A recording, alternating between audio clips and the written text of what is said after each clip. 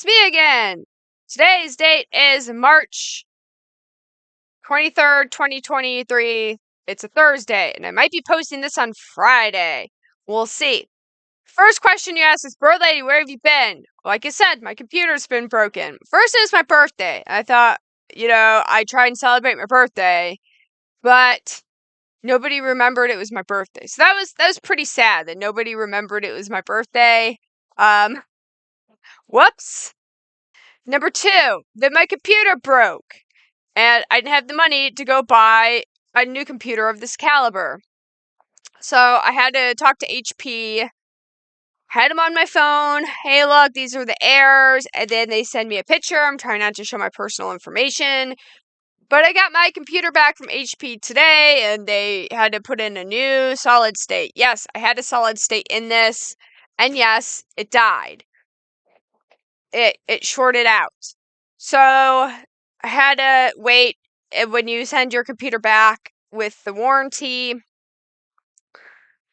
you have to wait for their shipping material to get here. So I had to do that, and then I had to ship it back out to them, and then I had to wait for them to repair it, and then they shipped it back to me. The whole thing took like 3 weeks, almost a month to do. What did I lose data-wise? Nothing. It wasn't like November, because it actually backed up all my data. So I have my hard drive here, hooray, with about 4 videos on it of stuff, because I interviewed some oil and gas people on this. And I haven't posted it yet, because I was editing that. It was like an hour-and-a-half interview. I was editing the videos, and of course things got deleted. So luckily I still have all the footage from the interview on the hard drive. Hooray! What is this? Like a 2 terabyte hard drive. So it's on this hard drive, which I will be uploading after I re-edit those videos. That part did not get saved, but everything else got saved, backed up. So what happened with MMTLP in the past month? Well, we had a FAQ come out from FINRA. And the FAQ states that if you were short in MMTLP, you are now short in NextBridge. It also said there was no corporate action given to close out any short positions or reconcile the shares. So all the unreconciled positions are now in NextBridge Hydrocarbons. Your next question is, well, how many unreconciled positions are there?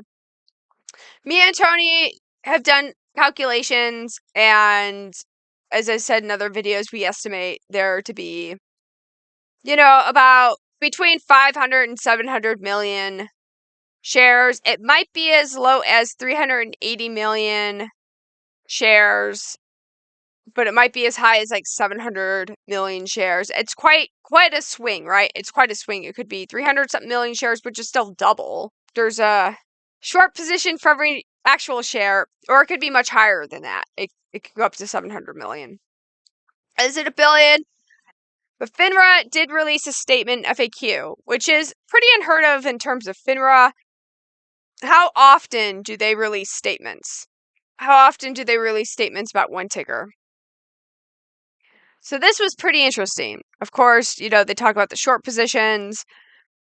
They then point the finger at the brokers, saying that there was no protocol in place to close out a short position or reconcile the shares. There was no corporate action given to do so. This is solely up to the brokers, and they have a protocol in place.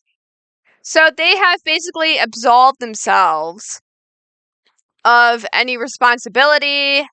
This is all on the brokers.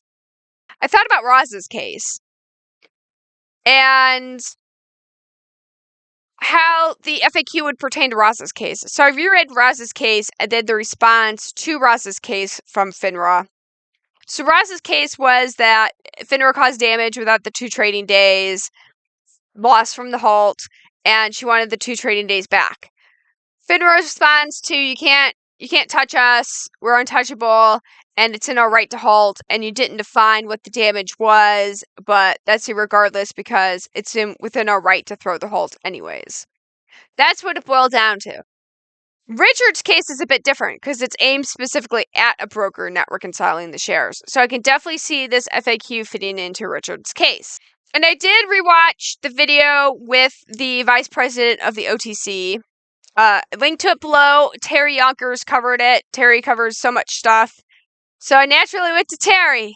Does Terry have a copy of this video? He did. And they talk about it trading up until the 12th.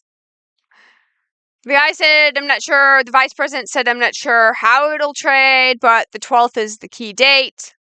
And of course, FINRA says it halted it because that was 2 trading days before the 12th, and thus nothing would be eligible.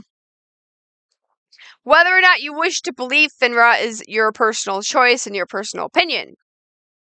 Some people believe FINRA and say, yep, that's it, that's why. And some people do not. Say, no, there's ulterior motives. I will say if it's yes, that's it, that's why, because the 2 days nobody could get a share. Okay, none of the shares would have done anything, not even close out a position. Then why weren't brokerages urged to close out positions before the 9th? Why couldn't they close out the positions on the 8th or the 7th? Right? So even if you believe that FINRA was in the right to do so, why didn't brokers do anything? And brokers said that they were waiting for FINRA. Of course, FINRA says, oh no, brokers had their own protocols in place to deal with this. We all know from experience in calling our own brokers that they really don't have a protocol in place to do this. So my next question, much like yourself, is going to be, well, what's next? How can this get reconciled? There could be one of 4 routes to get this reconciled. Route 1 would be one of the lawsuits, be it flamethrower, be it, which I'd like to see an update about flamethrower, Roz's case, Richard's case, Allen's case, one of those, a judge sees it, federal judge, and then orders something. That's 1. Number 2 would be an act of Congress to tell FINRA to do something. FINRA even says, in Roz's case, we're not going to do anything unless Congress says so. Okay. So you're going to have to bend some sort of congressional ear somehow. That could be very difficult. That is a pathway that can be very difficult. Pathway number 3. Option number 3. There's a sale of the Oro Grande. If there's a sale of the Oro Grande in exchange for shares of the buying company, then the shares will be reconciled because the brokerage or who owes shares has to go out and purchase those shares. And that's how all the positions will get reconciled. Whoever owes shares into NextBridge either will have to go buy shares in the buying company, or they'll be hit up with a bill from the broker buying their shares for them. In which case, again, that falls on the broker. And the 4th route being that it was my original hypothesis that the brokers would consolidate this themselves by trying to buy back your shares. I know it sounds like the chances of that happening are low, but I would not say it's outside the realm of possibilities, right? You know, people say, well, when has that ever happened before? Again, how often does FINRA write an FAQ press release dedicated to one ticker symbol specifically? Just because the odds are low doesn't mean it's not outside of the chances happening. So unless a judge or Congress says something to FINRA and orders something, this is going to be all in the brokers. Do the brokers want to do anything? I'm not sure. We know that some brokers want to do something, but they said, oh, we were waiting for FINRA. Okay, FINRA says we're not going to do anything. So what are those brokers going to do now? If they're on borrowed shares, what are they going to do? Things might get interesting. Might. There's a chance they might not get interesting for a while. But we will see. And that's my take on the FINRA halt. Again, remember, as I've been saying, the brokers sold you real shares. They said, no, we don't sell fake shares. These are real, valid NextBridge shares. They even said letters, said, yes, these are the valid NextBridge shares. So they're on the hook. They are on the hook to honor those shares. one way or another. Do I see the property selling anytime soon?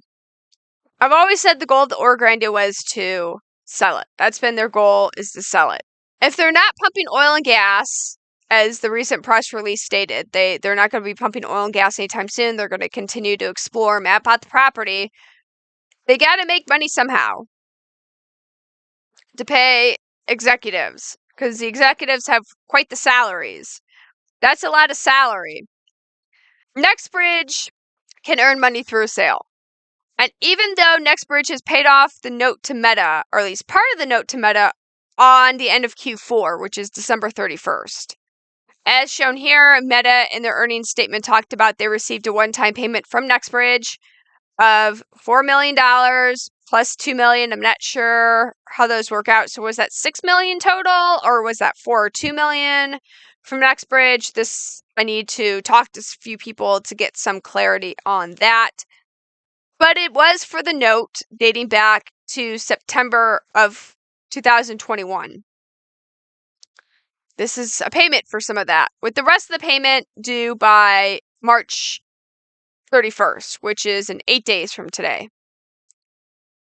Now, once they pay that, then they have to pay the loan back to McCabe. Okay. They're going to have to get the money somehow, be it raising extra capital, or you're going to have to sell the oil and gas assets.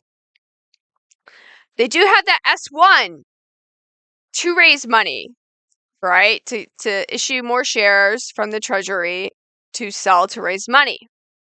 However, the S1 is still delayed until Simon says so. Why is it delayed? If it wasn't delayed and nobody looked at it, then they had a window of opportunity. Like, nobody looks at it, makes a comment, then they're free to go ahead. It becomes active. If they had a delay on the S1, then they could wait for somebody to look at it before going active. And I think they're playing that card because, of course, the whole FINRA situation, the whole unresolved share situation.